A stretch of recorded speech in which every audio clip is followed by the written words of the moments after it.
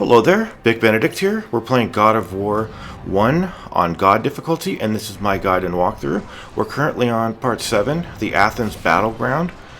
So we've got a lot to do in this chapter, a lot of new enemies to discuss, and the first enemy that we're going to be facing, now this is the second tier of the Minotaur. It is the bluish gray one with the large warhammer. These guys have both blockable and unblockable moves. They primarily do a left-handed overhead slam that's followed quickly after by a two-handed right-handed blade attack. The second move that they do, and all you have to do over here, by the way, is just freeze one of them on the platform in the bottom of the room. If you run out of magic, that box will perpetually respawn with the magic you need. But the next blockable thing that they do is that they do a left-handed uppercut that's quickly followed by a two-handed downward slam. Now those are the blockable moves. The unblockable move is the ground slam that these guys do.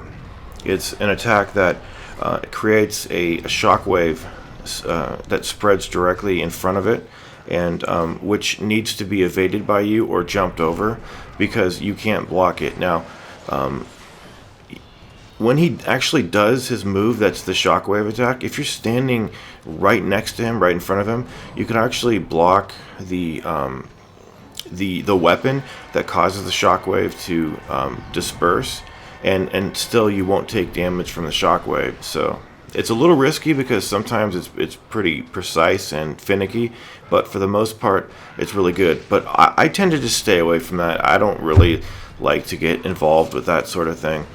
But we're going through the Athens town square over here, rending enemies and friends alike. And we are going to also, in this video, we're going to talk about parrying. Now over here, just to let you know what's going on exactly, I am going to do all of the looting after I kill all of these enemies, and my reason for that is it's an editing issue. I wanted to make sure that I did not do looting and then go up to the enemies and then get hit by one of the enemies because foliage getting in my way. I didn't want to make a mistake on the enemies. I just wanted to go directly to the enemies, dispatch them all, and then run back and do my looting. And I do apologize, but the looting will be put in fast forward. So I have, see, my reasoning with this guide, this is not a challenge run, everyone. So the thing you have to bear in mind about this run is that I'm tailoring it to people that are new to the franchise and who need a guide for God difficulty. And it doesn't even matter if they're new to the franchise. It's mainly, I'm trying to make a guide that can accommodate all different types of play styles, especially the type of play styles that is new to the franchise, and the sort of person that doesn't have all of the information quite yet. And that's why we're here to provide everybody with some good information. But as you can see, you can launch those guys up and chain throw them like that. But my thinking was along those lines that I just said. It would stand to reason that I would do my upgrading and things like that and showcase the various moves for people, because if this is going to be a normal guide and not a challenge run, then I'm going to have to talk about common and normal things and moves and things like that new players would want to know what's going on with that. So once we clear this area and do a little bit of rope swinging, we're going to be going over to a little city area, and we're going to be fighting some of the Cyclops brutes coming up, and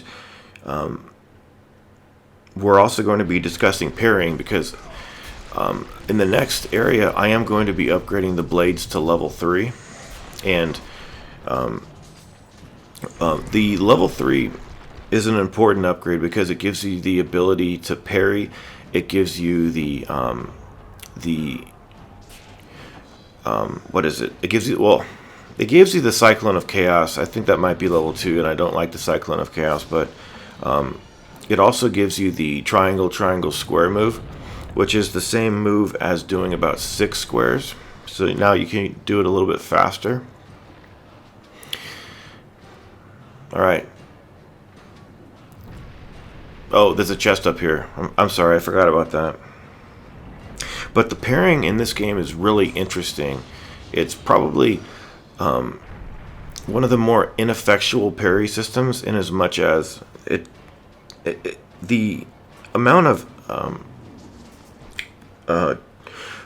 wreckage that you can cause with parrying is not as much as in other games. But this parry system, it actually it punishes spammers, and I'll be talking about that in the next video.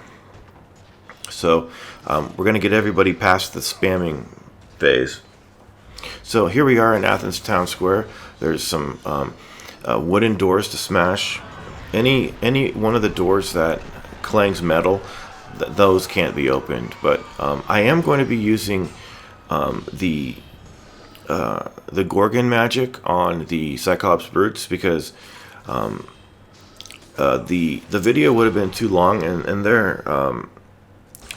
it's not really a fun enemy to fight, in my opinion.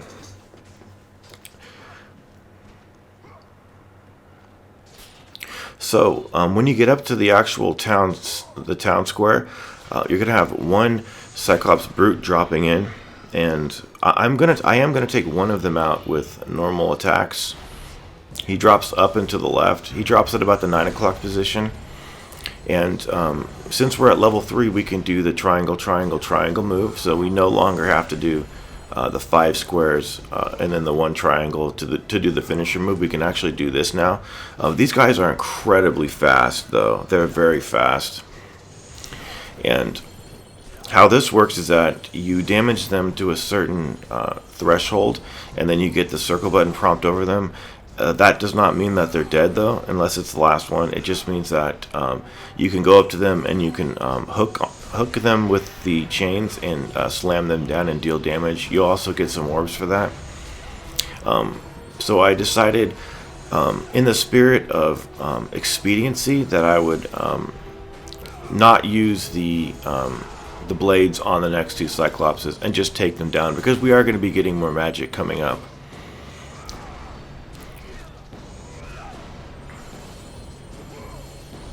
And this is an enemy too. It seems like a fairly a fairly regular theme on this game is that when enemies are attacking, the game is not going to let you stun them. They've got to be marching over to you, or they've got to be not in an attack animation. That's just what I've been experiencing with these different enemies. Okay, so there goes the first one. He's dropped, and now I'm going to just finish these guys off. TTT should work to shatter them. And then in the next video, then we'll discuss parrying. So I'll get ready for that, because the parrying is really interesting. It's unlike any other parries in God of War.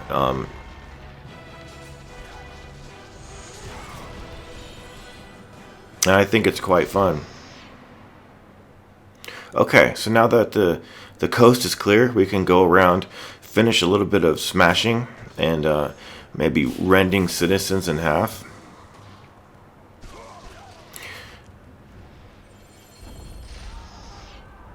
Okay, and then there's a couple of hidden items over here. Here's a wooden door, red orb chest.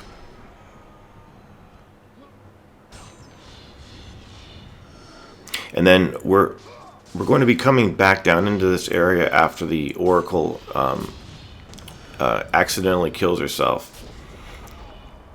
And then, we'll get the key, and then we can actually come. Here's the Oracle.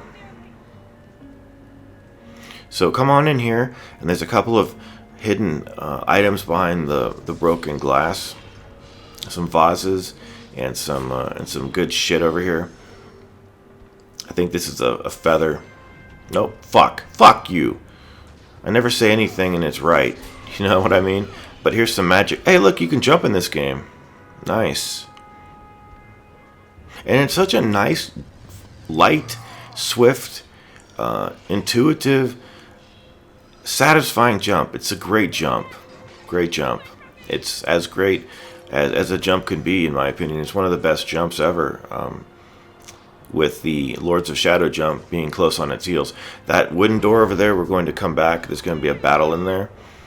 So we're going to save all of the battles for the next video, and we're going to be doing some parrying too. So I want to thank you for watching my video. This has been part 7. I'm going to see you in part 8, where we will parry and do a lot of battles. Please take care.